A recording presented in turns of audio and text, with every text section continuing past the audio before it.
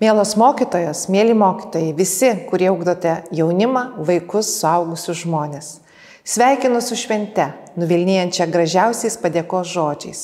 Mokytojai, ugdytojai, kiekvieno gyvenime yra vieni iš svarbiausių žmonių.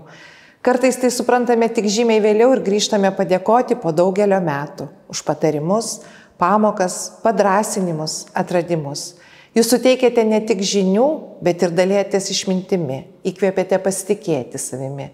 Esu nuoširdžiai dėkinga kiekvienam iš jūsų už atsidavimą ir kantrų darbą, už energiją. To labai reikia kasdieninėme darbe, reikalaujančiame daug šilumos, dėmesio ir bendravimo. Iš savo kaip mokytojos patirties puikiai žinau, kad ši profesija nesutelpa į darbo valandų rėmus.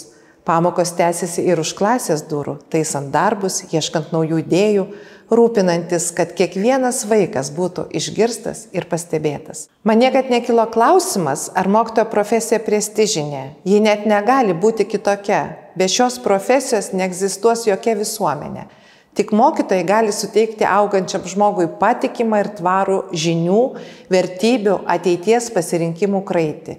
Tikėkite ir didžiuokite savo profesiją, jos išskirtinumu auginti kitų gyvenimus, palydėti naujais takais.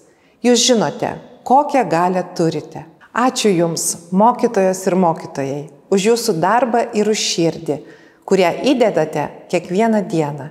Su Jūsų švente, Tarptautine mokytojų diena.